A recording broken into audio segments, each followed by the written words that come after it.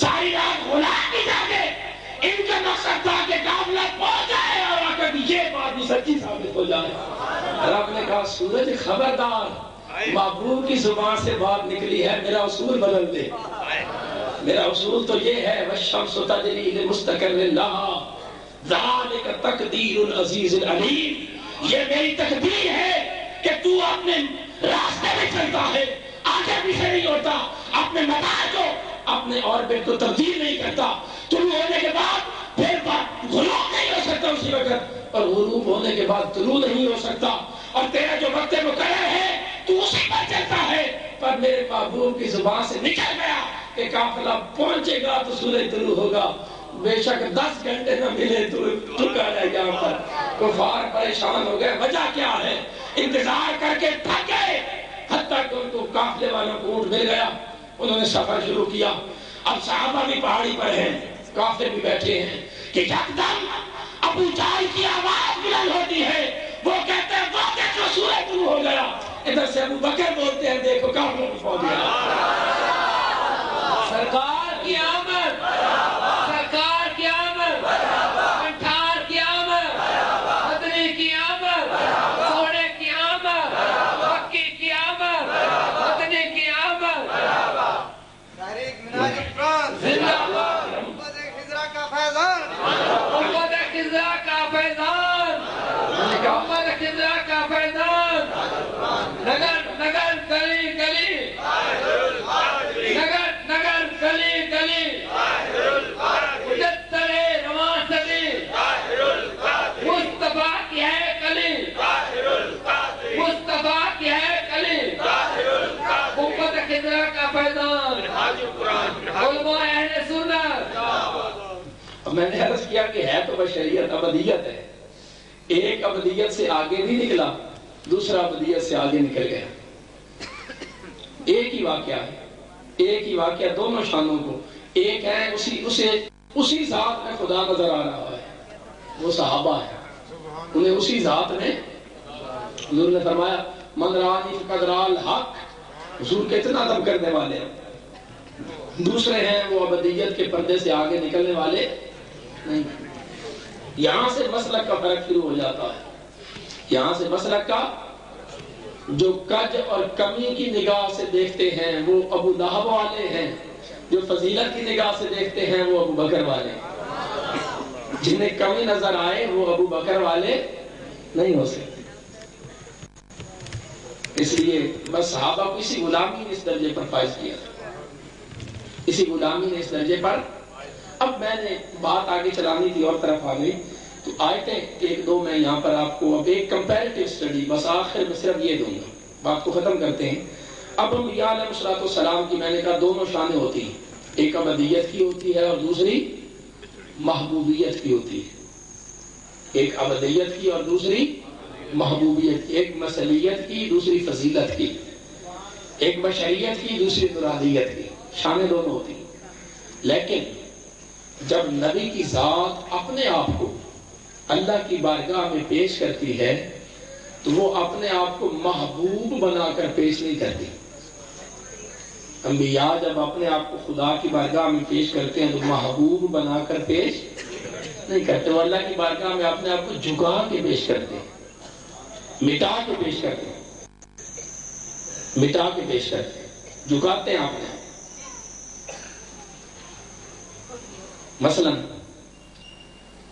یہاں پر ہمارے دنیا میں اگر کوئی کسی کا محبوب ہو نا، اس کے ناز اور نخرے ختم نہیں ہوتے، ناز اور نخرے ختم، یہ خدا کے محبوب ہیں۔ مگر خدا کے محبوب ہو کر جب اپنے آپ کو اللہ کی بارگاہ میں پیش کرتے ہیں، محبوب بن کر نہیں، عبد بن کر اور محب بن کر پیش کرتے ہیں۔ مثلا آقا علیہ السلام ساری رات عبادت کرتے، مصلی پر کھڑے ہوتے، حتیٰ تورمت قدمہ، آقا علیہ السلام کے قدمین مبارک سوج جاتے، اتنے متورم ہوتے، ساری رات روتے، قرآن مجید کی تلاوت کرتے گزر جاتے، ساری رات۔ صحابہ آ کر عرض کرتے یا رسول اللہ آپ ساری رات قیام کیوں کرتے ہیں؟ حالانکہ آپ کے صدقے میں اللہ نے اگلوں پچھلوں کی گناہ معاف کر دی ہیں، آپ کو کیا ضرورت ہے ساری ساری رات عبادت کرتے؟ اس کے جواب میں آقا علیہ السلام فرماتے افلا اکون عبدا شکورا، کیا میں خدا کا شکر گزار بندہ نہ بنوں؟ یہ ابدیت ہے، یہ حضور کی ابدیت مٹا رہے ہیں اپنے آپ، یہ کسر نفسی ہے، مٹا کے پیش کرتے ہیں میں شکر گزار بندہ نہ بنوں، ساری ساری رات تلاوت کرتے رہتے ہیں۔ یہ جب اپنی مقام ابدیت کا اظہار کرتے اللہ رب العزت پھر شان محبوبیت دکھا دیتا، یہ کہتے میں شکر گزار بندہ نہ بنوں اس لیے ساری رات قرآن پڑھتا ہوں، ادھر خدا کہتا تاہا ما انزلنا علیک القرآن لتشقی، میرے حبیب میں نے قرآن اس لیے تو نہیں اتارا کہ تو مشقت میں پڑ جائے، مصیبت میں پڑ جائے۔ یہ فرماتے میں اس کے شکر گزار بندہ نہ بنوں، ساری ساری رات مصلی پہ گزر جاتی، جب خدا اپنے محبوب کی عبودیت کا اشارہ دیکھتا ہے تو کہتا ہے یا ایھا المزمل قم اللیل الا قلیلا، اے مزمل چادر والے رات کو قیام کیا کر مگر تھوڑا تھوڑا کیا کر۔ یہ کہتے شکر گزار بندہ نہ بنوں،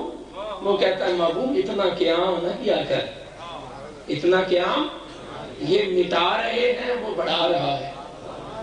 یہ اپنے آپ کو مٹاتے ہیں وہ اتنا شان کو بلند کر دیتا، وہ شان کو بلند کرنا کہتا ہے اے مزمل چادر والے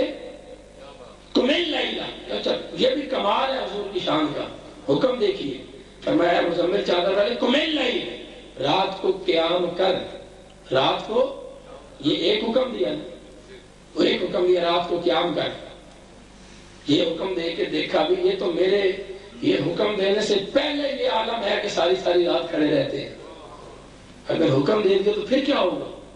فوراً حکم بدلا، دوسرا حکم آیا الا قلیلا، میرے ابھی تھوڑا تھوڑا قیام کر، پہلے کہا قم اللیل قیام کر، پھر کہا الا قلیلا تھوڑا تھوڑا کر، تھوڑا تھوڑا کر، جب تھوڑا کرنے کا حکم دیا پھر دیکھا بھی میں نے حکم لگا دیا تھوڑا ذکر کر، میرا مصطفیٰ بھی تو چاہتا ہے نا کہ ہر وقت خدا کو یاد کرتا رہا، میں کہوں گا تھوڑا کر تو ان کی طبیعت سیر نہیں ہوگی، ان کی طبیعت سیر نہیں ہوگی، اس لیے تیسرا حکم دیا نصفہ، میرے حبیب آدھی رات قیام کر لیا کر، تیسرا حکم آیا آدھی رات قیام کر، پھر کہا بھی آدھی رات بھی ایک وقت ہے نا، یوں تو نہیں گزر جاتا، آدھی رات قیام کرنا آسان ہے، بولیے تیسرا حکم دیا نصفہ، آدھی رات کر، پھر محبوب کے آرام کا خیال آ گیا، چوتھا حکم دیا نصفہ کے بعد کہا اوین کس، میرے ابھی آدھی رات سے کم کر لیا کر، آدھی رات سے پھر کم کرنے کا حکم دیا، پھر کہا طبیعت سیر دی ہوگی، پھر کہتا آؤ زیادہ لے چل آدھی سے زیادہ کر لیا، آدھی سے، اب بتائیے آپ کو کیا سمجھ آئی؟ میرے ابھی رات کو قیام کر، تھوڑا تھوڑا قیام کر، آدھی رات کر، آدھی رات سے کم کر، آدھی رات سے زیادہ کر،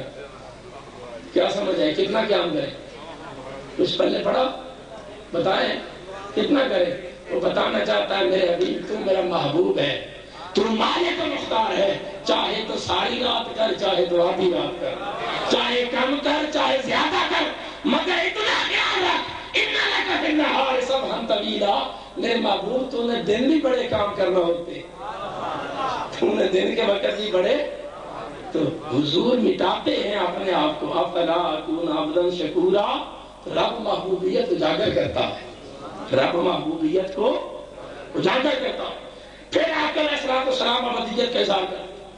اور کہتے ہیں لوگوں ما ادری